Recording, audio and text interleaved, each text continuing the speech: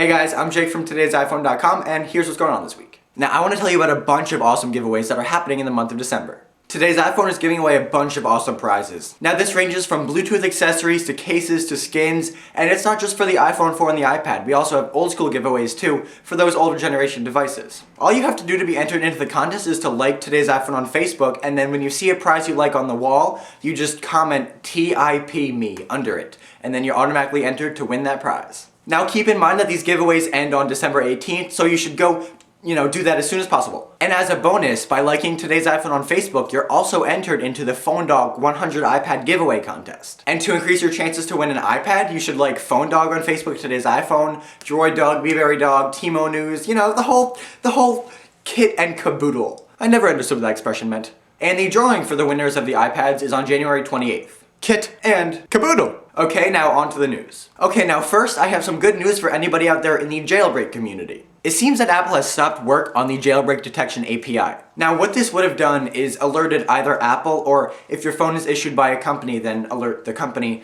that your phone was jailbroken. However, after only 6 months of working on the project, Apple has reportedly scrapped the idea. Now, Apple's made no official comment about any of this, but it seems as though they realized that trying to create an unhackable API is basically impossible. Now, that's not to say that there won't be any sort of jailbreak detection in the future, but as of right now, this is just one more thing out of the way to make it easier for people to jailbreak their devices. Okay, moving on, I have some very interesting news regarding the second generation iPad. There have been a bunch of leaks this week about reported second generation iPad cases. Now, these are all pretty standard iPad cases except for one thing.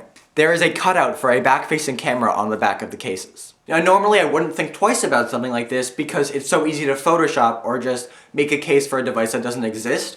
But if you remember, a couple months before the iPhone 4 was announced, a bunch of cases for that device got leaked, and they were pretty accurate to the final product. Now, lending further credence to this iPad2 story is a story coming out of Digitimes saying that Foxconn, Apple's production partner, is preparing to ship between 400,000 and 600,000 iPad2s to Apple within the next 100 days, and they should arrive sometime around February. Now, following the timeline of Apple product releases, the iPad 2 would probably be launched sometime in April. Now, I want to know what you guys think. Do you believe these stories and that the iPad 2 could be on its way? Or do you just think that these stories are fuel for the rumor mill? Let me know in the comment section below.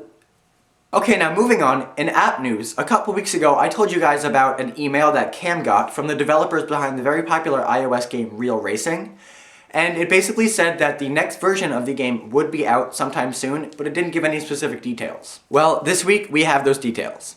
Real Racing 2 will be coming to the App Store on December 16th for $9.99. Now, this game has a laundry list of awesome features, and I'm not going to read them all out to you here, so if you're interested, go to the post on TodaysiPhone.com. But just to give you a little insight, this game features 30 officially licensed cars, 5 game modes including online multiplayer, and 15 racing locations with over 40 miles of detailed track. So look out for this game in the App Store soon. Okay, next, in news that would have been really awesome 4 months ago, it seems that the white iPhone 4 is finally going to become available in the spring of 2011. According to a story from 9to5Mac, Apple stores have been getting new signs that confirm that the white iPhone 4 will be available in the spring. But honestly, does anybody care anymore? I feel like at this point everybody had either caved and purchased a black iPhone 4 or went for some other device. And I'm also really confused because that seems pretty close to the launch of iPhone 5.